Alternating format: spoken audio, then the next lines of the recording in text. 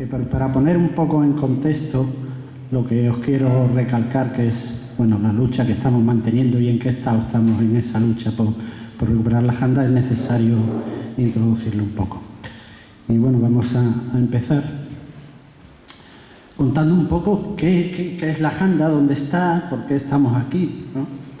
Y bueno, pues ya se ha dicho, ¿no? La janda, pues estamos en un sitio que es el Estrecho de Gibraltar, que es un sitio estratégico por, entre otras cosas, el paso migratorio de cientos de miles de aves cada año, ¿no? Bueno, eso es simplemente por ubicar ahí un poco para el que no conociera, pero aquí todo el mundo lo conocéis ampliamente, ¿no? Sabéis dónde estamos. Y bueno, respecto a las rutas migratorias, bueno, pues ya se ha explicado antes, estamos, no sé si se ve el ratón ahí, no se ve. Vamos a ver, opciones de puntero, ahora sí, ¿no? Sí. Bueno, pues estamos aquí. Y como veis, este punto engloba el paso migratorio pues, de todo lo que está aquí en amarillo, de todas estas aves de la zona europea, y es una de las 8 mayores vías migratorias de aves en todo el mundo. Es la vía del Atlántico Oeste, que como veis eso alberga una importancia tremenda para la migración de aves. No me voy a extender porque ya Leson Rubia lo ha contado ampliamente. Aparte de eso, creo que no lo he puesto aquí, pero bueno, este era un gran humedal y demás, pero aparte del humedal en sí y esa ubicación en el estrecho, hay que tener en conjunto de factores que acentúan esta importancia para las aves. Y es que no era solo un humedal, ese gran humedal del que vamos a hablar ahora, sino que rodeando ese humedal había extensa zona de pastizal, extensos bosques de alcornoques, bosques de acebuches, cantiles rocosos. Había un conjunto de ecosistemas muy diversos que hacía que hubiera una gran diversidad de aves, no solo aves de medios acuáticos, aves de medios esteparios, aves de zonas forestales, aves de roquedos, tal que se aunaba el embudo migratorio con un conjunto excepcional de ecosistemas. Esto hace que esto fuera lo que se llama un punto caliente de biodiversidad, absolutamente relevante en el contexto europeo y de las vías migratorias. Y en ese contexto pues había un gran humedal que además era el más grande de la península ibérica, ocupaba miles de hectáreas, llegaba a superar las 10.000 hectáreas en los momentos de máxima inundación. Y bueno, ese humedal, como se ha contado María Lazarich esta mañana, pues ha condicionado el asentamiento humano en la comarca y toda la comarca a la que da nombre, y que ni los jandeños saben que la janda se llama así, la comarca, por el humedal que era la janda. Somos jandeños sin saber que su nombre deriva de la antigua laguna. Lamentable, pero es el día a día de esta comarca, ¿no? Que la gente no sabe ni que aquí estaba la laguna más grande de España, ni que se llama así por eso, y que su historia desde siempre viene condicionada por el humedal. Es un olvido histórico, pero bueno, esos son elementos que hay que tener en cuenta para que entendáis un poco el contexto en que estamos. Contar un poco cómo funcionaba la janda, cómo se origina y demás. Vamos a quitar el puntero de ahí. La janda se forma porque esta zona donde se formaba el humedal es una depresión tectónica, una zona deprimida de forma natural, rodeada de zonas más altas, y a esa zona confluían ríos procedentes de las sierras cercanas, que se acumulaba ahí el agua y tenía una salida muy estrecha hacia el mar, una salida muy dificultosa, lo que favorecía esa inundación en el interior. Eso es el contexto general, pero bueno, a lo largo de los periodos geológicos, algo se ha contado esta mañana, eso ha ido evolucionando, Y bueno, en su momento, en periodos prehistóricos y los primeros pasos de la historia, era un humedal con mucha más influencia mareal. Tenía muchos aportes de agua dulce de las sierras circundantes, pero el mar llegaba hasta esta depresión interior de la janda. Entonces teníamos un sistema ahí mixto de marismas dulces, saladas. Era un contexto muy interesante, pero bueno, luego aparte de los cambios climáticos que ha habido, también la humanización desde la llegada de los árabes propició también aumentos de erosión y demás, de forma que esa cubeta que tenía influencia mareal poco a poco se fue cegando un poquito y quedó ya como un sistema más fluvial, de inundación puramente fluvial, y la zona de influencia mareal quedó reservada a esta zona aquí más cercana a Barbate, que son esta zona de las marismas. Antes de la desecación, lo que tenemos en la imagen, ese arquetipo de la janda de las que nos hablan los naturalistas ingleses y de esos valores ornitológicos que se han hablado aquí. Bueno, pues el sistema de funcionamiento de la janda, yo digo que en periodos anteriores fue distinto, pero en los últimos tiempos, y lo que, entre comillas, queremos recuperar de algún modo, es la idea que tenemos, pero seguramente no será así. Esto era un sistema que se llama de llanuras de inundación. ¿Qué son las llanuras de inundación? Que es un tipo de ecosistema que prácticamente ha desaparecido de Europa occidental. Ya solo quedan en zonas, como mencionaba antes, de Ucrania, Bielorrusia, donde sigue habiendo grandes ríos que se desbordan, inundan grandes extensiones alrededor y siguen siendo zonas de elevado valor ornitológico para aves migratorias, para aves residentes. Bueno, pues la laguna de la Janda era el mayor ejemplo de llanura de inundación que había en la península ibérica, un sistema que en la península ibérica ya está desaparecido. Las marismas del Guadalquivir en su momento también lo fueron, pero desaparecieron antes. ¿Cómo se forma la laguna de la Janda? Bueno, aquí tenéis esa imagen satélite que veis perfectamente la zona que era la Janda, esta depresión tectónica que se ve aquí, toda esta zona que está como cuadriculada porque actualmente son cultivos, zona pastizal, y está rodeada de un montón de sierras, las sierras de los Alcornocales por aquí, el Retín por aquí, todas las mesas de Vejer, las lomas, la zona de Benalú, hacen que esta zona esté aquí confinada.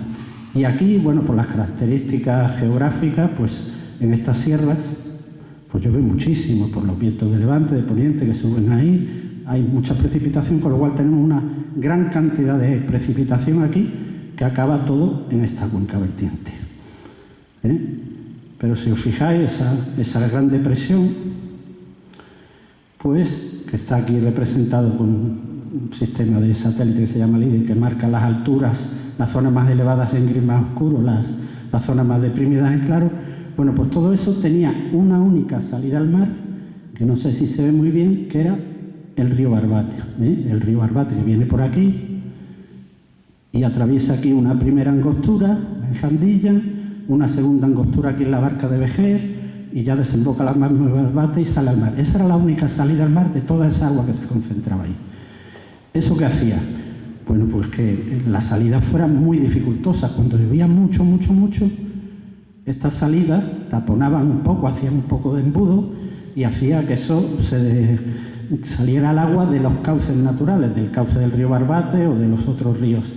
Bueno, aquí tenéis un poco, este es el río que viene por aquí, el río Barbate, y acaba pasando por este cañón, que es el cañón de Jandilla, y luego aquí la barca de Vejer, que todos conocéis, que hace varias S, pasa por un paso muy estrecho y ya sale aquí la marisma de Barbate. Esa era la única forma de desaguar de la depresión de la Janda, lo que propiciaba el humedal. ¿Cómo se formaba?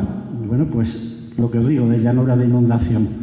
Cuando el río va circulando por su cauce, que está ahí excavado, si empieza a llover mucho, el río empieza a subir y se sale del cauce.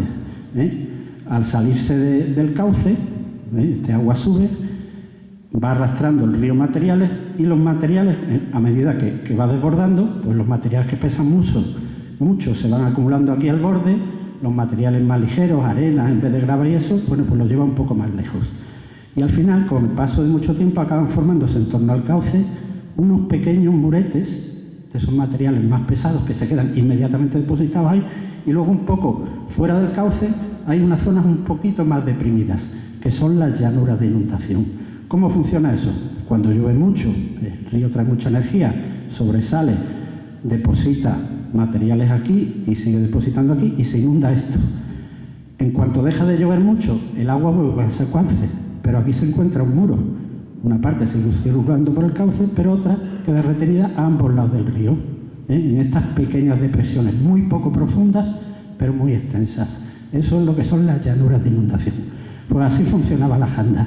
La Janda básicamente eran llanuras de inundación del río Barbate, del río Almodóvar y del río Celemín. En los momentos Ya os digo, hasta mediados de los años 60 que se deseca.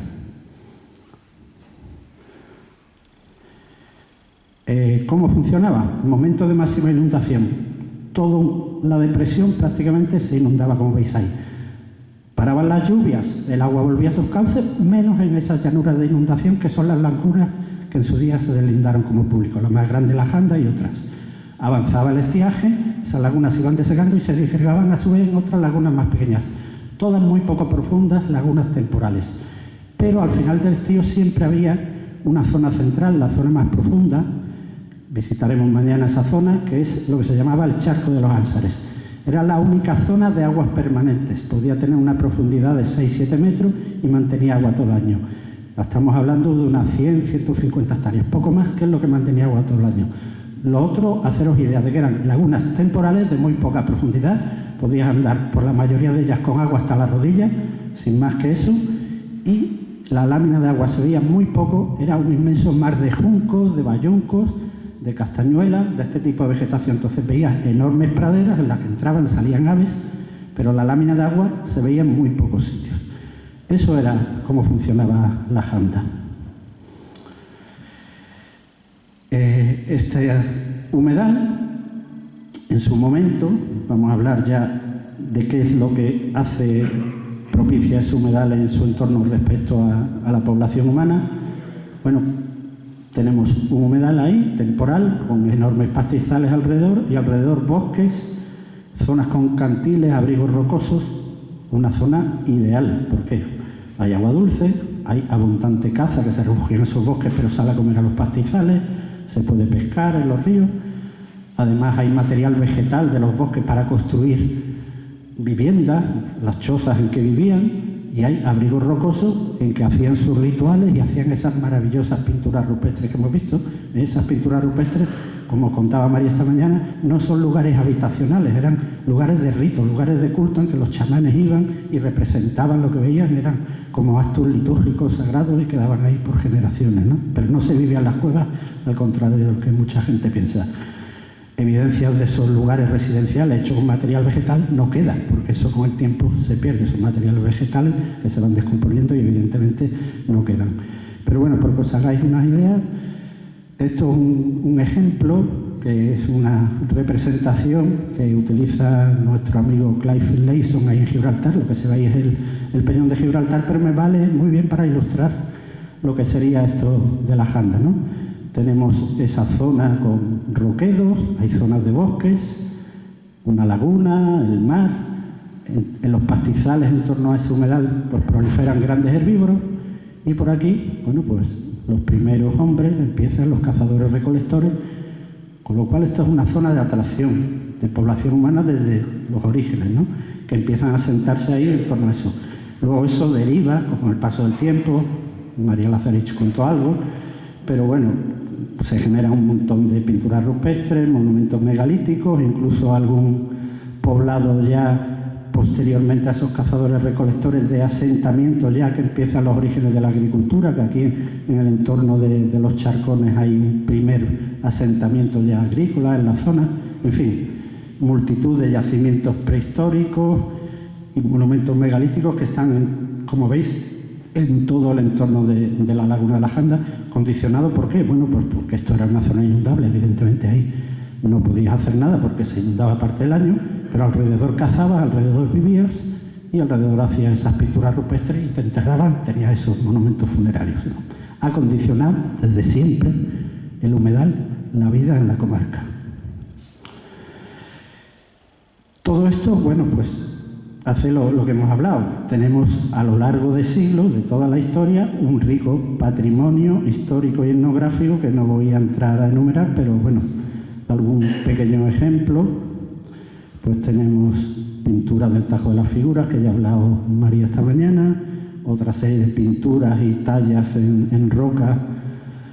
También monumentos megalíticos como estos que están aquí en Barbate, en la Sierra del Retín, el Dolmen I, o el Meñir ese que está en Facinas, ahí al lado de donde se hizo la batalla de la Janda. Toda la zona está plagada de este tipo de vestigios, lamentablemente desconocidos para el gran público, no visitables, no puestos en valor. un recurso absolutamente fantástico y desconocido. No voy a entrar en Batalla de la Janda, lo han contado sobradamente esta mañana. El elemento trascendental en la historia de la península ibérica y del sur de Europa, la batalla más importante tuvo lugar aquí, nadie lo sabe, no está puesto en valor, se desconoce por todo el mundo. Otro potencial vinculado a la laguna, absolutamente desconocido por los propios habitantes. Y evidentemente en el futuro habrá que hacer algo por recuperar esto. A modo anecdótico, bueno, pues la Janda, no solo ese evento, hay por ejemplo este mapa, no se ve muy bien quizá, pero representa otro elemento singular, anecdótico, en la que la Janda desempeñó un papel importante, que es durante el periodo de ocupación francesa. Cádiz estaba sitiado, Cádiz estaría por aquí arriba, esto es la península que une Cádiz con San Fernando, con la isla de León. Bueno, pues lo que era territorio español estaba circunscrito a esta zona. Aquí estaban los españoles aliados con los ingleses, ahí confinados, y toda esta zona que era Chiclana, la playa de la Barrosa y toda la zona del Pinar de los franceses, aquí estaban acantonadas las tropas francesas que bombardeaban Cádiz directamente desde aquí. No sé si os sonará, seguro que os suena a todo esa copla que dice que con las bombas que tiran los fanfarrones se hacen las gaditanas tirabuzones. Bueno, pues esos cañones eran balas de alpaca, porque el hierro era muy pesado, no llegaba a Cádiz desde Chiclana o desde la isla que estaba allí al lado de Cádiz, en Puerto Real, no alcanzaba el casco urbano de Cádiz y sacaron la aleación de alpaca, entonces lanzaban bombas de alpaca a Cádiz. Es simplemente una anécdota curiosa, pero que merece la pena, ¿no? Y con esas bombas de alpaca fundidas, pues hacían los peinecillos, por eso se hacían tirabuzones las gaditanas, ¿no? Una cosa simpática. Pero bueno, ocupación francesa. España con sus aliados ingleses confinados aquí. ¿Qué se les ocurre? Vamos a hacer una maniobra envolvente y vamos a pillar a los franceses por detrás. Salimos en barco, que es esta línea que se ve aquí, desde Cádiz, tropas españolas británicas, nos vamos a Tarifa, desembarcamos allí y los pillamos por detrás y acabamos con los franceses. Pero no contaron con una cosa, que en medio estaba la Janda. Van con sus caballos, con sus cañones, y lo hacen en otoño, y se encuentran, esto está absolutamente empantanado, con lo cual se quedan ahí atrapados, empantanados, no hay sorpresa ninguna. Cuando llegan a Chiclana por detrás, los franceses estaban avisados y hay una masacre de ingleses, de españoles tremendísima. Es una batalla aquí prácticamente desconocida, pero para los ingleses es una batalla fundamental. Murieron miles de ingleses allí, hay cementerios ingleses, y todos los años hay ingleses que vienen aquí a rememorar esa batalla, su batalla, otro elemento histórico con mucho peso que podría tener la Janda, absolutamente olvidado. En Chiclana ya se va haciendo algo, aquí nada. Otro ejemplo, guerra civil. Vienen las tropas africanas a ocupar la península, ¿no? Con General Franco y otros. El único aeropuerto cercano aquí, Sevilla, Jerez. Se quedaban chicos.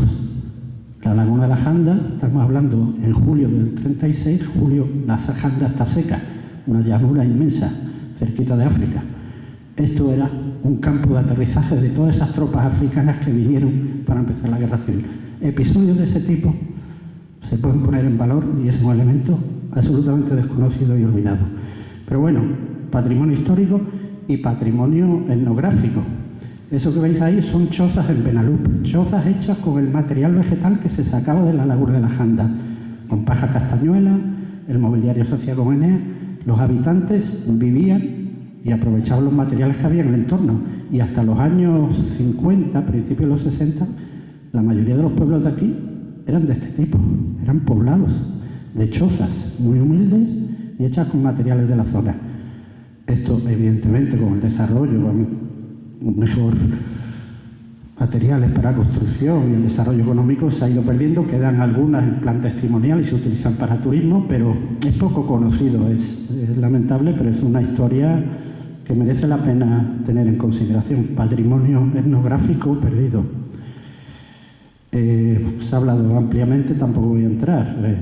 La riqueza ornitológica y el valor de esta zona para la naturaleza es más conocida fuera de España que aquí. Los ornitólogos británicos asentados en Gibraltar, que Gibraltar evidentemente se les quedaba chico, se movían por todo el campo de Gibraltar y la Janda, descubrieron que esto era un paraíso para cazar, un paraíso de naturaleza. Esto es un dibujo de Werner, de un naturalista, bueno, un naturalista cazador de aquella época, al amanecer en la Janda con bandos de miles de gansos. Esto ya ha desaparecido, pero tenemos esos testimonios escritos en una literatura, ya os digo, más conocida fuera de España que aquí. Hay varios libros sobre este tema. Incluso elementos patrimoniales curiosos, que estos no teníamos noticias, ni hay nada escrito, pero parece que había algún tipo de embarcación tipo cajón marismeño en la Janda. Este es un dibujo que encontramos por casualidad en una casa de huéspedes ahí en los barrios, que Werner, ese naturalista británico, y sus amigos se alojaron allí, y en el libro de visitas de esa casa de huéspedes, pues el señor Werner hizo este dibujito, aparte de sus saludos y demás, que dice el viejo de la laguna de la Janda. Y aparece ahí un señor navegando por la Janda en una especie de cajón marismeño con su velita. Es el único testimonio. Yo no he encontrado nada, pero hay elementos de este tipo que se han perdido y que, joder, merecen la pena, ¿no? Pero bueno, patrimonio. Lo que os contaba antes, no solo es el entorno geográfico y ese contexto histórico, sino que en el pasado, y sigue siendo hoy, bueno, pues estamos rodeados de pastizales, bosquedos, roquedos. La ubicación al estrecho hacen que esto sea un sitio de relevancia. Fue muchísimo mayor, evidentemente, antes de que se desecara, como os contaba Alejandro antes. Hoy es una sombra de lo que fue, pero pese a eso, sigue siendo uno de los focos. Esto se ha encendido otro micro, a ver, escucho eco por ahí. Sí, que bueno, pese a esa pérdida de valores, ser una sombra de lo que fue, sigue siendo uno de los mayores puntos de atracción ornitológica de toda Europa.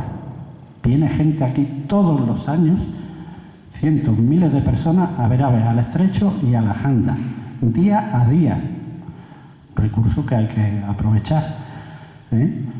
A modo de ejemplo, porque ya han puesto aquí otras muchas cosas de aves, pues tenemos aves ligadas a medios acuáticos. Esto es hoy en día, pese a lo transformado que está. Ahí tenéis moritos, cigüeñas, alguna garza por medio. Esto es un bando de espátulas volando sobre los arrozales con vejera al fondo, ¿eh? Hay especies que desaparecieron en su momento y puntualmente se vuelvan a ver. Este ave toro en concreto está fotografiado aquí mismo en la Janda hace 5 o 6 años. Especies de humedales, unas desaparecidas, otras presentes, pero bueno. Tenemos aves tan simbólicas como el águila imperial, que está todo el día cazando aquí en la Janda y nidifica en los bosques cercanos, de ahí de los alcornocales. Tenemos varias parejas aquí alrededor, incluso se han hecho proyectos de reintroducción aquí en la propia Janda, en los bosques colindantes. Tenemos, como ha contado ampliamente Alex, pues aves paseriformes que se alimentan en zonas abiertas, como este triguero cantando, que es una de las aves más abundantes. Aves de zonas cultivadas y también un poco estepáricas, algunas desaparecidas, como este torillo andaluz del que nos hablaba Alejandro esta tarde también. Lamentable, esto es una foto en Marruecos de los poquísimos que quedan. Es la única especie de ave que lleva el apellido de andaluz a nivel mundial. Los ingleses le llaman el torillo andaluz. Lamentablemente, la administración para la que trabajo no está dispuesta, aunque está declarado extinto, no está dispuesto a reintroducirlo, aunque hay gente aquí trabajando activamente por esa reintroducción y así llevamos intentándolo y ojalá lo consigamos, porque realmente merece la pena. Podría ser otro emblema de la Janda en un futuro, lamentablemente hoy desaparecido, y otros al borde o ya desaparecidos como el sisón, ya prácticamente inexistente en la Janda, quedan muy poquitas parejas reproductoras y algún pequeño grupo invernal.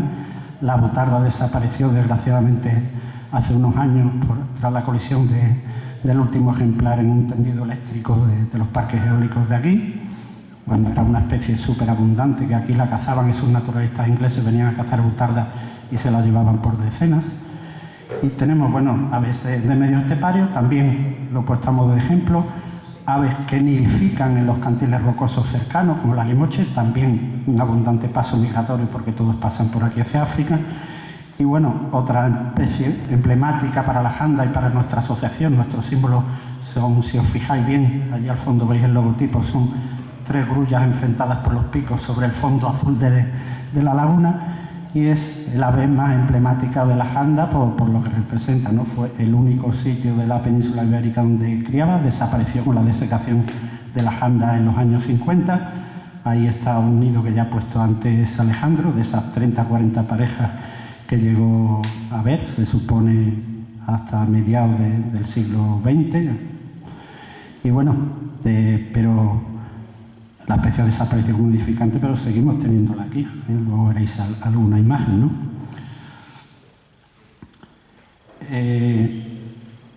Bueno, eso hace que fuera, lo que os he dicho, de mayor relevancia ornitológica y sigue siendo un punto de mucho atractivo ornitológico. Pero bueno, pese a todos esos valores, esa historia, en el pasado los humedales eran sitios que se consideraban de escaso nulo valor y además problemáticos porque generaban malaria y todo este tipo de cosas. Eran sitios poco aprovechables para la agricultura, nada, algo de ganado, pero generaban muchos problemas. Entonces se promovió activamente por las administraciones públicas su desecación.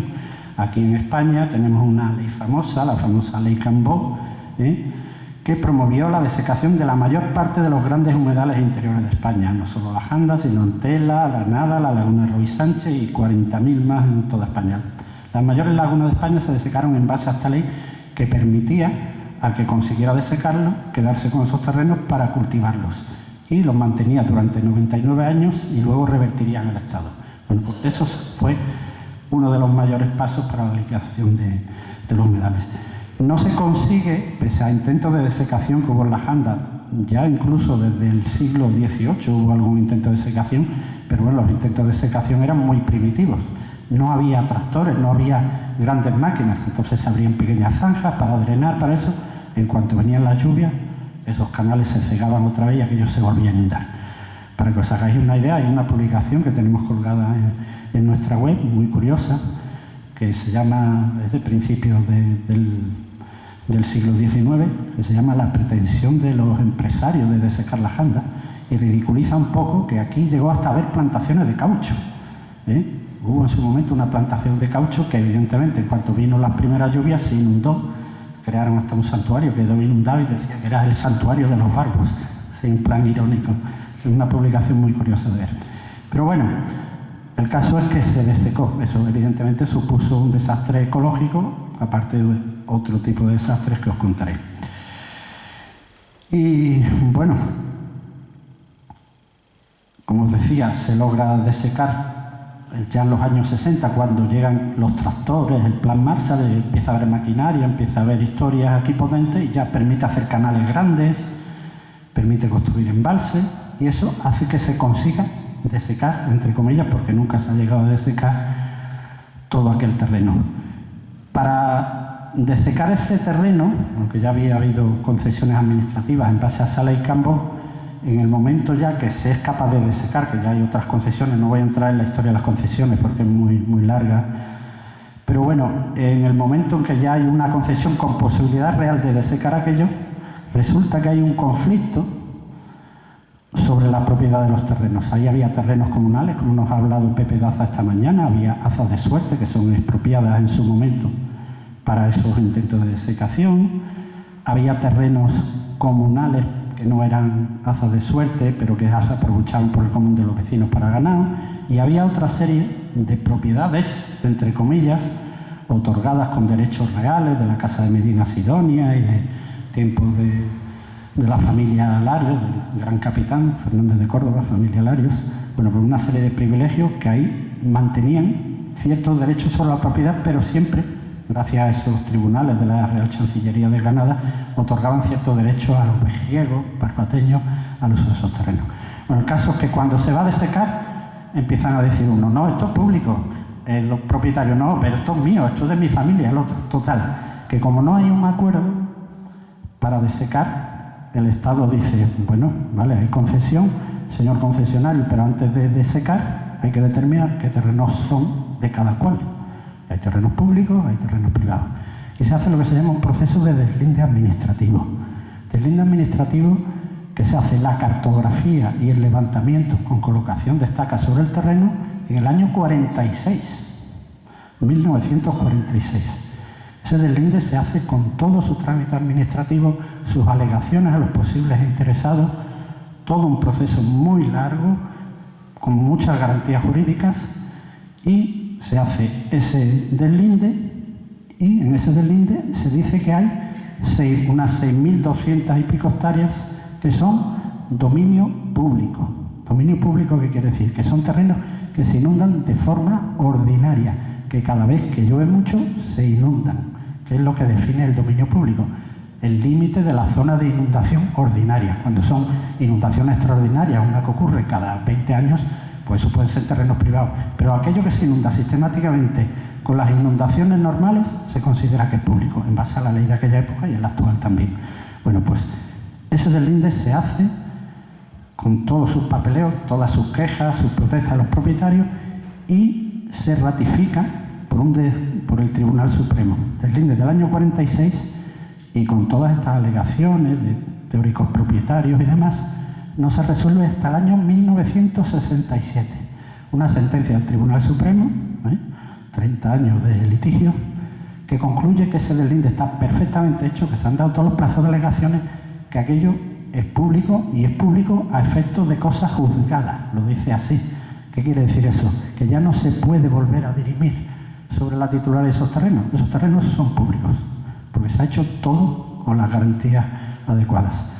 Bueno, pues ese deslinde se aprueba en el año 67, deslinde que se hizo en su momento coincidió con la concesión, pero resulta que en todo ese periodo, en el año 1964, el Estado, que había dado esa concesión para crear una zona regable allí y aprovechar, decide, estamos en pleno desarrollismo ya de la apertura del régimen franquista, años 60, que bueno, que es más interesante crear una zona regable amplia y otorgarlo, como se ha hecho en otras zonas de colonización, pequeños parcelistas, que a cada uno se le da su parcelista y la pone a cultivar y le saca lo que puede, ¿no?, para repoblar la zona con gente de otras zonas más deprimidas y dar desarrollo.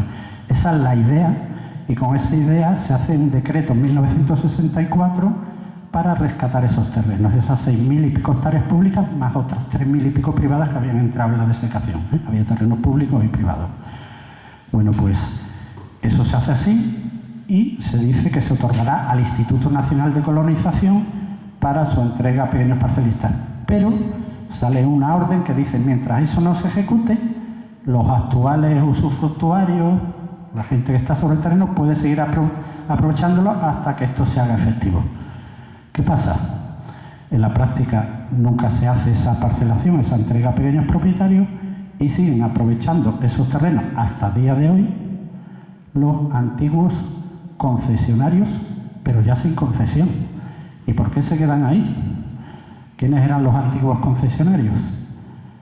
Gente de grandes familias, terratenientes, que son los que promueven esa desecación, que habían colaborado con el régimen franquista, la guerra civil, la represión posterior, tenían mucho poder, eran poderes, bueno, incluso uno de ellos era gobernador civil en Cádiz por aquella época. Evidentemente a esa gente tú no le vas a quitar la tierra, tú le tienes que pagar los favores prestados, ese apoyo durante esas décadas, ¿no?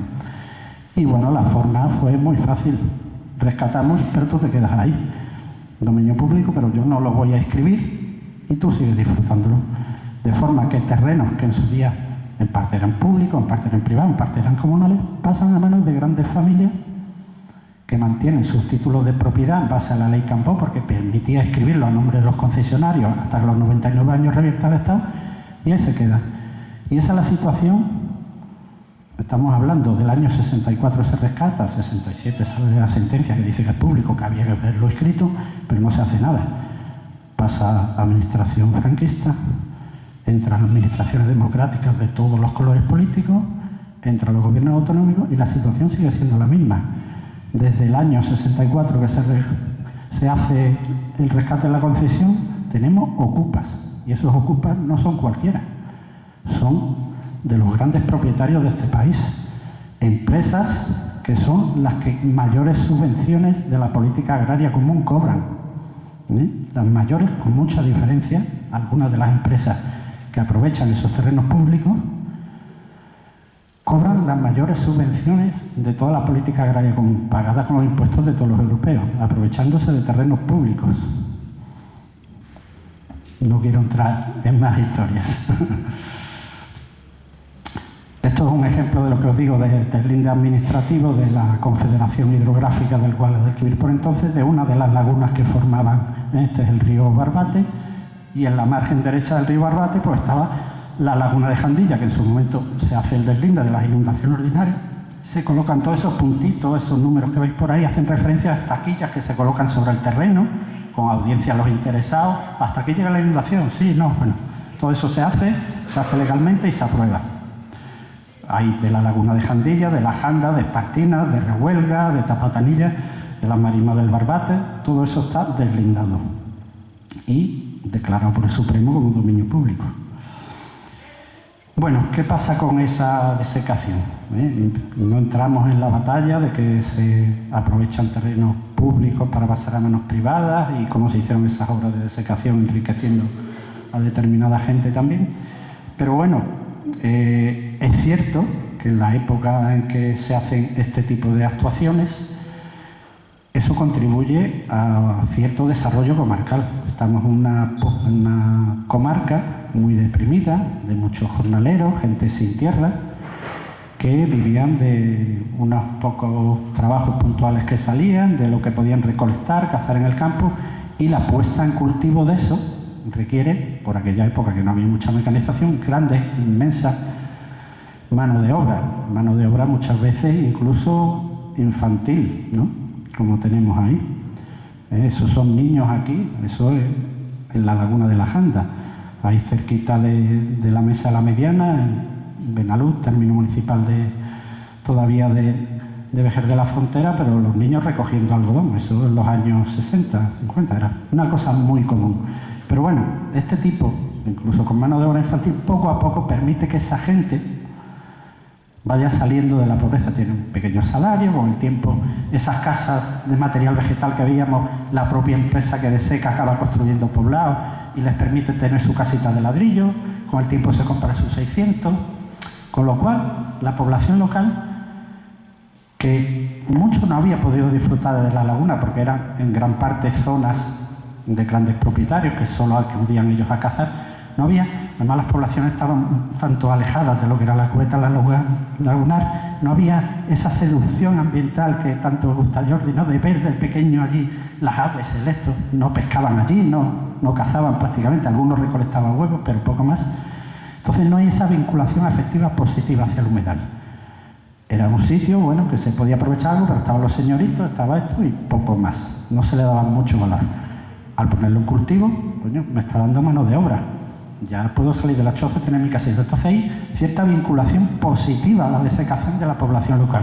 Con lo cual es muy difícil luchar contra esta inercia de generaciones que vieron como la desecación fue algo positivo para el desarrollo local. Sin duda lo fue en su momento, ¿eh?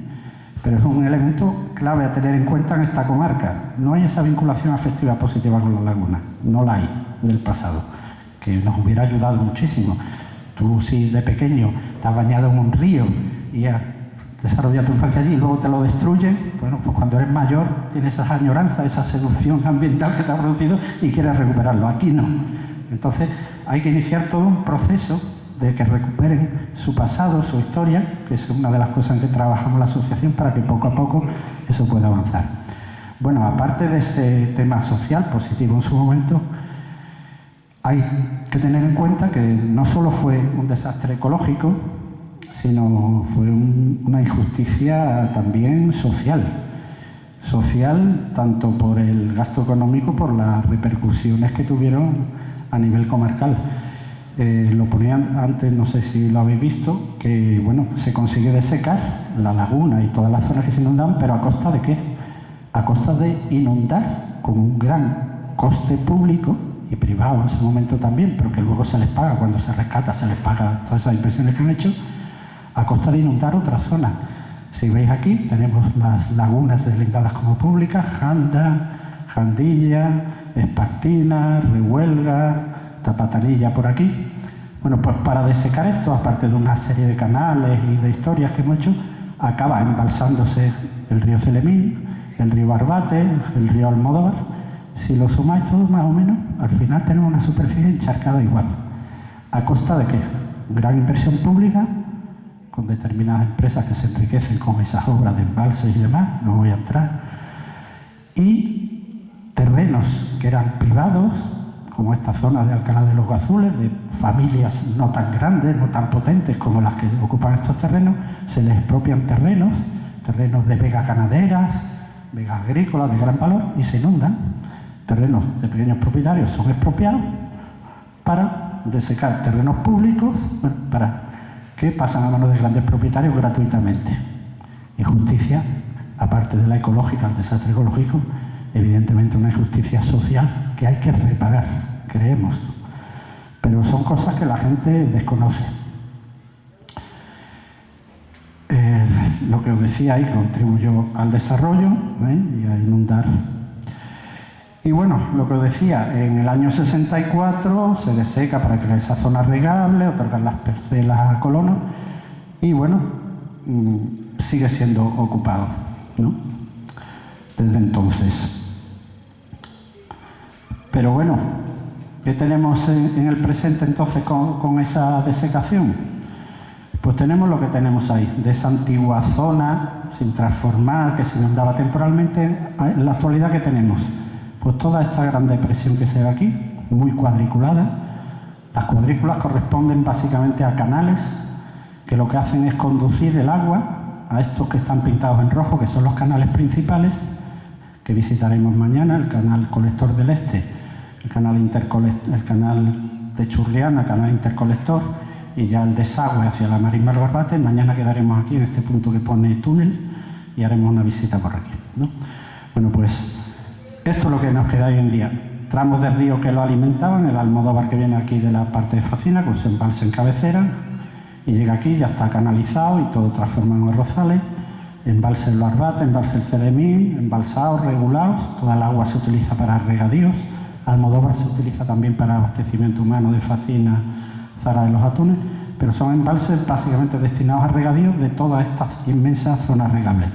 Los ríos siguen viniendo por aquí y seguían teniendo su estrecha salida al mar, que era esta que os decía, muy complicada, que hacía que eso se desbordara, y que se hace para facilitar esa desecación, esa inundación, aparte de los embalses. Toda esta serie de canales acaban conduciendo aquí y a través de un túnel, bajo la Nacional 340, un túnel de unos 300 metros, sale directamente a la Marisma de los Barbates, con lo cual todo ese embudo que se hacía aquí desaparece y la laguna pues se desecan mucho más pronto. Se consigue terrenos que antes permanecían inundados varios meses, pues a lo mejor tras hacer el primer túnel, pues hay años que había poca inundación y se inundaban 2 o 3 días, pero bueno, muchos años seguían inundándose durante 20, 30 días, con lo cual en los años principios de los 2000, 2008, creo que por ahí fue, se desdobla el túnel este para darle el doble de capacidad porque se sigue inundando. Entonces la laguna, en vez de mantener inundaciones de 20 días, pues en 2 o 3 días desagua y los cultivos son viables. Algunos se siguen perdiendo, pero bueno, como veis, hasta hace bien poco las obras de desecación siguen. Nunca se ha conseguido desecar la laguna porque sigue siendo una zona de gran pluviosidad y pese a que está el agua regulada con embalse, aquí sigue habiendo agua para todo. Se pueden hacer muchas cosas. Pero bueno, esta es la situación actual. ¿Qué tenemos? Bueno, pues esa zona inmensamente transformada, agricultura intensiva, pero con pájaros, como tenéis ahí, esos arrozales, los arrozales fangueando, y eso atrae, pues evidentemente, a un turismo ornitológico. Ahí tenéis un coche de una de las empresas que patrocina esta jornada, de Building the Strait, con su guía, guiando a gente pues a ver grullas o a ver otras aves acuáticas. Y esto es un día a día en la laguna. Este es un recurso que está, pese a la pérdida de valor tan bestial que ha sufrido, la janda, os digo que sigue siendo uno de los principales puntos de atracción ornitológica a nivel español. Y sigue viniendo gente de muchos países y de todas partes de España a ver pájaros aquí, ¿eh? Y esto es el día a día. Es un recurso que, bueno, no se está aprovechando todo lo que se podía aprovechar. Eso es el día a día del presente, de hoy.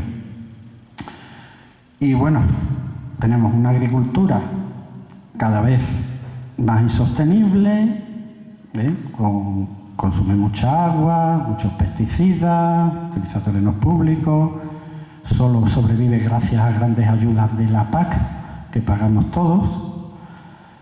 Los cultivos son rentables hasta cierto punto. Si no reciben ayudas de la PAC, os aseguro que muchos se quedaban fuera. Y bueno, la sociedad, después de el cierto bienestar que trae el desarrollismo, años 60, 70, la gente empieza a tener tiempo libre, a querer disfrutar de su ocio, disfrutar del campo, de la naturaleza, empieza a haber un cambio en la sociedad, ya no es todo transformar, también quiere ocio, naturaleza que disfrutar. Eso hace que las cosas vayan cambiando, empiezan movimientos sociales, empiezan políticas europeas, nos integramos en la Unión Europea, que lo que indican es que hay que restaurar humedales, restaurar espacios para todos, y eso es lo que nos viene indicando la Unión Europea, por un ambiente más sostenible, más ecológico, esas tendencias sociales, y tenemos frente a esa agricultura depredadora de territorio y paisaje, que además, no lo he dicho, es una agricultura súper mecanizada, genera poquísima mano de obra, son todo extensiones enormes, con grandes máquinas, y muy poca gente trabaja ahí, muy pocos jornaleros. Estoy hablando de lo que es la depresión tectónica de las Andas. No hablo de la agricultura de primor, productos hortícolas que se desarrollan en zonas más altas, próximas a Benalup, que son de las mismas empresas y que sí generan un montón de empleo femenino. Las cooperativas, bueno, cooperativas no, son empresas de envasado, de producción, pues de la variedad de pepino que quieren los ingleses, de la brócoli que quieren los belgas, de la zanahoria que quieren los holandeses, todo ecológico, muy bien empaquetadito, que genera mucha mano de obra. Terrenos privados, no estamos en contra de eso, en absoluto, perfecto. Genera desarrollo local, mano de obra, perfecto. Pero en los terrenos, esas grandes extensiones públicas, no se desarrolla esa agricultura, se desarrollan arrozales, campos de sorgo, de girasol, que generan muy poca mano de obra, consumen mucha agua y no generan mano de obra, y para colmo, como decía, son grandes empresas que la inmensa mayoría de ellas, hay alguna que tiene su sede en Sevilla, pero la inmensa mayoría tienen su sede en Madrid, tributan en Madrid, ni siquiera los impuestos se quedan aquí, o sea, ni generan desarrollo territorial, ni generan riqueza territorial, pagan sus impuestos en otro lado, con lo cual choca un poco, ¿no? Están aprovechándose terrenos de todos, con subvenciones de todos, pero aquí revierten muy poco. Evidentemente, creemos que eso hay que cambiarlo, ¿no?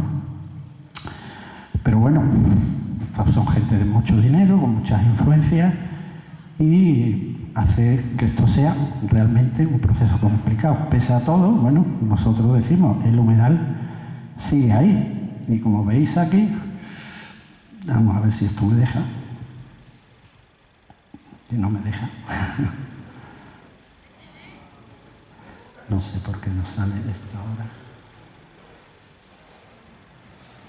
Vamos a ver. Aquí sí. Bueno, no ha salido lo anterior. A ver. No me sale ahora. Anda. A ver si ahora. Bueno, no sale. Es igual. Era unas imágenes en vídeo de inundaciones de las Andas súper bestiales en el año 2010, que se veía toda la depresión inundada, una película que no sé por qué no sale, porque la he probado antes y salía. Pero bueno, esas grandes inundaciones que inundan prácticamente todo se repiten a lo mejor cada 8 o 10 años, que hay unas lluvias muy intensas en determinados periodos, muy concentradas en el tiempo, y hace que eso se inunde, pero bueno, a los 3-4 días aquello se vacía otra vez. Pero todos los años, prácticamente todos los años, vuelve a haber inundaciones. Estas son de este mismo año, 1000 y pico hectáreas inundadas. El humedal se resiste a desaparecer, ¿no? Cada vez que llueve fuerte. Y aparte, bueno, hay espectáculos, antes que ha hablado Jordi, también de la seducción ambiental y de las grullas y del espectáculo de las grullas, pues aunque muchos jandeños, casi ningún jandeño lo sabe, pues aquí tenemos ese espectáculo de las grullas que ya no crían aquí, pero vienen todos los años, 2000, 3000 grullas, se pasan aquí el invierno en las Andas y todas las noches van a dormir al arrozal. Y eso que veis ahí al fondo es Benalup. Y todas las noches se produce este espectáculo tan absolutamente mágico que tampoco me va a funcionar. Y mira que ayer funcionaba, lo he probado. A ver, quito el modo presentación, pues no sé cómo. A ver, aquí. Bueno, ahí se ve. Pero eso pasa todas las noches a partir de finales de octubre, mediados de noviembre. Miles de grullas, esos Benalupa al fondo, la laguna Alejandra ahí. Y ese trompeteo que escucháis tan seductor. Eso es un espectáculo que seduce al que lo escucha. Si fuera por la noche allí, algún día de este otoño e invierno, seguro que os engancháis y lucháis para recuperar la janda. Esta magia sigue aquí, día a día en invierno. Nadie lo conoce en la comarca, lamentablemente, muy poquita gente. Bueno, ejemplo de que el humedal se resiste, sigue teniendo esos valores, ese encanto sigue ahí, ¿no? Lo que han hecho en Japón, que decía Jordi, ¿por qué no se puede hacer aquí? Y tener otro modelo económico, otro desarrollo, en que nos sintamos a gusto todos y que incluso se le saque mayor valor añadido, mayor valor económico, que esa agricultura depredadora de recursos, de agua, que queda en manos de unos pocos. Esto lo podemos disfrutar todos y genera riqueza en la zona. La gente que viene a ver estos pájaros, como ha puesto Jordi, van a hoteles, se alojan, están dispuestos a pagar lo que sea, comen productos de gastronomía local, si además les certificas que se han hecho ecológicamente y que parte de ese dinero revierte en la restauración de humedales o de zonas que esas aves que ellas vienen a ver, vienen a alimentarse, están dispuestos a pagar más. Un turismo de alto valor añadido. Tenemos todos los elementos para crear ese tipo de desarrollo aquí y olvidarnos del desarrollo que tiene esta comarca, lamentablemente muy vinculado a turismo de sol y playa en la zona playera, y en el interior pues aprovechamiento ganadero, afortunadamente con las retintas se le va sacando algo más, y una agricultura en manos de unos pocos y poco rentable socialmente. Los mimbres están ahí, hay que montar el cesto, ¿no? Volvemos al modo presentación. Y bueno, pues lo que decimos, los mimbres están ahí, falta llegar a ese futuro que evidentemente, pues como digo ahí, vamos a ponerlo en modo presentación para que se vea otra vez. Lo que queremos que sea el futuro de la janda, usos sostenibles, compatibles con la conservación y puesta en valor, no solo de esos humedales, que lo veis ahí, sino de lo que se ha hablado esta mañana, y que he esbozado ya algo aquí. Tenemos un patrimonio cultural, de monumentos megalíticos, pinturas rupestres, historia absolutamente apabullante, desconocido e infravalorado por la clase política y por la propia gente, porque lo desconoce. Es que no tienen oportunidad de conocerlo. Pero los mimbres, vuelvo a decirlo, están ahí. Y creemos que deben ser la clave para otro modelo económico para la comarca. Lo actual es insostenible. Que sigan creciendo las urbanizaciones, que sigan creciendo los regadíos. ¿Dónde vamos? El cambio climático nos está diciendo que vamos muy mal si vamos por ese camino. Hay que buscar otras alternativas y eso es lo que apostamos desde la asociación y lo que intentamos promover. Para llegar a eso, pensamos que por un lado debe recuperarse la titularidad pública de esos terrenos, deslindados y demás, es un paso previo, porque si no, luchar contra convencer a esos propietarios, entre comillas, del cambio de modelo económico. Estos grandes terratenientes andaluces son muy reticentes a sus cambios de mentalidad, de modelos, es muy difícil. Hemos propuesto alternativas, nos hemos sentado con ellos y no hay manera. Entonces, como no haya una parte importante, la tendremos que conseguir con capital privado, lo que sea. Pero tiene que haber un impulso decidido de las administraciones por recuperar lo que es de todos para todos, ¿eh? Entonces, pensamos que recuperar la titularidad pública de lo público es fundamental y a partir de ahí pues ya vendrán otras cosas. Recuperar los humedales públicos y también ese patrimonio cultural que es patrimonio de todos, aunque esté en terrenos privados, y que sea aprovechable, que sea visitable, conocible por la gente del entorno primero, para que lo valore y que puedan. A mí me han venido, cuando he tenido la fortuna de, acompañando a María Lazarichi, ir al Tajo de las Figuras y estar por allí cerca, pararme extranjeros por la carretera. Oye, que sabemos, eso se puede visitar. Lamentablemente le tienes que decir que no, que estamos allí con un permiso especial de la Junta de Andalucía por investigación, que no sé qué. Hay gente deseando, venir a ver todos esos monumentos megalíticos, esas pinturas rupestres. Hay un público que está ahí y está deseoso. Bueno, pues eso hay que solucionarlo, no solo el humedal, todo ese valor. Lo que le preguntaba a José Sotochica, ¿hay alguna administración que se haya interesado a partir de la batalla de la Janda por poner en valor esto? Venderte la moto de la lucha de los árabes con los cristianos aquí, poner recreaciones, hacer, bueno, cartelería, todo eso está por hacer. Y creemos que es lo que hay que hacer, ¿eh? Y con eso, bueno, pues también ese patrimonio de choza, pintura megalítica, todo lo que se ha hablado esta mañana. Vuelvo a repetir, los mimbres están, hay que ponerse a hacer el cesto, a ver si conseguimos convencer de que se haga el cesto. Y bueno, con esa línea de intentar que se haga el cesto, porque los elementos están ahí, venimos trabajando desde la asociación, haciendo pues multitud de cosas. Y ahí, bueno, tenéis ahí una muestra con esa exposición, ahí en el stand tenéis un cuento que hemos hecho y hemos repartido gratuitamente a todos los colegios de la comarca de la Janda y el campo de Gibraltar, contando un poco la historia de la laguna, la necesidad de su recuperación, su historia. Hacemos jornadas, hacemos escritos a las administraciones, intentamos que se protejan especies como, bueno, no sé si se ve aquí, no se va a ver, pero una curiosidad, esto que se ve aquí es un documento que presentamos junto con la Sociedad Gaditana de Historia Natural para intentar que se meta en el catálogo de especies amenazadas un mejillón de río que es exclusivo en toda Europa de la cuenca del río Barbate. Luego hay alguna pequeña población en Argelia y en Marruecos, pero en toda Europa solo está aquí, en el río Barbate, sus afluentes en la laguna de la Janda. Críticamente amenazado, es el mejillón de río más amenazado del mundo, lo tenemos aquí y ni siquiera está protegido. Intentamos que proteger la administración, que haga algo, no quieren.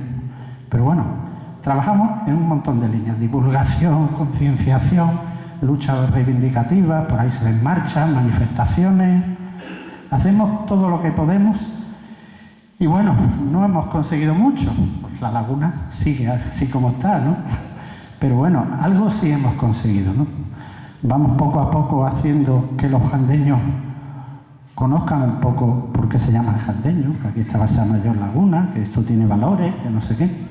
Empieza a sonar en los pueblos y empieza a borrarse ese olvido colectivo intencionado por intereses económicos y de grandes propietarios que querían desvincular esto y decir que lo bueno era lo otro, ¿no? Poco a poco, yo creo que nuestro mensaje, desde el año 94 estamos trabajando, empieza a calar algo. Vamos divulgando, intentando recabar apoyos, porque sin ese apoyo de las poblaciones locales, sin una masa de población crítica, como yo digo siempre, no podemos tener influencia sobre la clase política, que es la que tiene que ponerse a trabajar. Si somos 4 pajareros, como eran al principio, 4 chalaos que vienen de fuera, además, a ver pájaros, eso no hace nada. Como no conciencia a la población local, no tienes nada que hacer. ¿Tú qué coño eres? Tú vienes de fuera aquí a ver pájaros, que me vas a contar a mí, que yo llevo aquí toda la vida, que no sé qué. Bueno, primero, que conozcan, ayudarles a que conozcan eso y que ellos mismos luchen por defenderlo. Eso es el primer paso. Y bueno, empieza a haber esa concienciación social y ya hemos dado un pasito más. Pedimos a todos los ayuntamientos de la comarca que hicieran un pronunciamiento y a través de acuerdos plenarios municipales, la totalidad de los ayuntamientos que tienen terrenos en la laguna deslindada, la antigua laguna de la Janda y algún ayuntamiento más de la comarca, han aprobado en sus plenos municipales sin un solo voto en contra, incluso en algunos de ellos con votos a favor del Partido Popular, en algunos han abstenido y en otros han votado incluso a favor.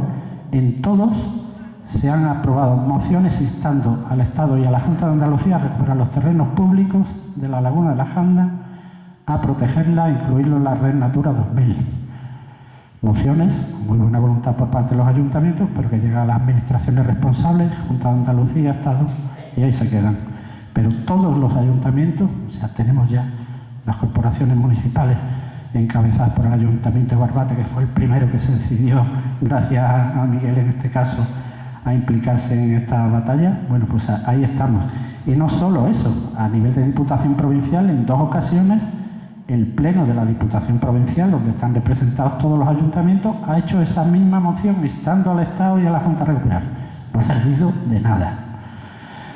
Pero bueno, de algo se ha servido, por lo menos después de toda esta batalla y de aportar a través de investigación propia de miembros de la asociación, yéndonos a archivos, recabando información de un lado y de otro, hemos pasado la información que hemos recabado a la administración, que decía desconocerla, de la evidencia de que aquellos son terrenos públicos, los planos de deslinde, las sentencias, todo eso se lo hemos aportado y hemos conseguido, aportando esas pruebas, que se iniciaran expedientes de investigación. Esto nos ha costado años, nos ha costado años y todavía estamos trabajando en ello. El expediente de investigación, primero eran diligencias previas, expediente de investigación real, la Junta de Andalucía no lo abrió hasta hace año y medio, lo han concluido en noviembre del año pasado. Y, curiosa conclusión, resulta que ellos interpretan que sí, que efectivamente hay un deslinde de terreno de dominio público, que validado por el Supremo, pero que ellos entienden que eso sigue siendo privado. Privado porque ese deslinde, aunque la ley diga que los deslindes son para lo que son, para delimitar lo público y lo privado, era un deslinde meramente instrumental, aunque está publicado en BOE, que era solo a efectos de saber qué terrenos había que desecar y cuáles no, pero que no delimita propiedad. Eso es lo que nos responde la Junta de Andalucía después de ese expediente de año y medio, recabando información con todas las pruebas. Han pedido información hasta los pueblos de media provincia para intentar complicar el expediente, pero bueno, finalmente han resuelto. Y como por medio ha habido algún escrito en que hemos, digamos, acojonado un poquito, aunque suene mal la palabra, a los funcionarios diciendo que podemos ir personalmente contra aquellos funcionarios que en el ejercicio de sus funciones estén emitiendo informes en contra de lo que dice la ley, coño, eso para. Y entonces la Junta de Andalucía me dio esa resolución, dice, nosotros tenemos que ir privado, pero no me voy a mojar, ni quedo mal con los propietarios y le endoso el marrón al Estado. ¿Por qué? Porque la laguna de la Janda está en una cuenca hidrográfica, la cuenca del Guadalete-Barbate, cuyas competencias en administración y gestión, que no en titularidad, la titularidad del dominio público es de todos los españoles, pero la administración y gestión es como si tú eres propietario y luego tienes un administrador de la finca. Bueno, la administración y gestión corresponde a la Junta de Andalucía. Y entonces, primero hubo ahí un batiburrillo, que no, que es del Estado, que no, que es de la Junta. Conseguimos que la Junta, por fin, que primero dice que no, abra ese expediente y dice, vale, sí, puede haber indicios de privado, nosotros de público, pero nosotros tenemos que es privado. No obstante, no me voy a mojar, que sea el Estado el que se moje porque es el titular del bien. Con lo cual le devuelve la patata caliente después de un ping-pong de varios años al Estado. Y en manos del Estado está desde noviembre del año pasado, os cuento la última actualidad. Desde noviembre del año pasado el expediente, la Junta se lo quita del medio y se lo pasa a Patrimonio del Estado. Patrimonio del Estado, que ya lo había dicho con anterioridad, vuelve a decir que ellos no son competentes, que subsidiariamente, si la Junta de Andalucía no ejerce sus competencias en administración y gestión, que quien tiene competencia en el Estado es el Ministerio de Medio Ambiente a través de la Dirección General de Aguas. Y es en manos de la Dirección General de Aguas del Ministerio de Medio Ambiente donde está el expediente desde noviembre del año pasado. En abril de este año, personalmente este que está aquí, junto con gente de otras asociaciones que afortunadamente nos apoyan en esta batalla, desde Iniciativa Natura, WWF, SOS Life, Ecologistas en Acción, Ríos con Vida, en fin, el movimiento, digamos, ecologista y conservacionista español está con nosotros en esta reivindicación. Nos reunimos en Madrid con el secretario de Estado de Medio Ambiente, con Hugo Morán, decirle, desde noviembre, hace ya varios meses, tiene el expediente en tu mesa. Os hemos preguntado, no nos habéis dicho nada. ¿Qué pasa con esto? Esto es dominio público, no sé qué. Nos tiene ahí entretenidos, nos cuenta todo lo que están haciendo en Doñana, en el Delta del Ebro, maravilloso. Y yo ya creí, después de media hora que nos suelta todo eso, de la albufera, Delta del Ebro, no sé qué, los humedales de la Mancha, y diciendo que era todo muy problemático, muy complicado. Digo, ya está, va a llegar a la Janda y va a decir que aquí no hay nada que hacer. Para nuestra sorpresa, concluye todo eso y dice, bueno, y en la Janda En la Janda, ¿qué os voy a decir? Si ya lo tenéis todo hecho vosotros. La Janda está claro que es dominio público, con lo cual se nos ponen los ojos como platos. Decimos, ¿puedes repetir lo que has dicho? Y sí, que la Janda evidentemente es dominio público. Digo, bueno, pues podemos decir eso a los medios, evidentemente lo hemos dicho. ¿Y qué vais a hacer? Bueno, buenas palabras, sí, hombre. Hay que tener en cuenta la situación, esto es un proceso que será largo, pero habrá que iniciar procesos de recuperación, habrá que dar un plazo para que en su momento de salud. Buenas palabras, pero estamos ya a finales de septiembre, ha habido un par de cartas por medio que no me han contestado y el expediente sigue sin moverse en Madrid. Entonces, bueno, nos están dejando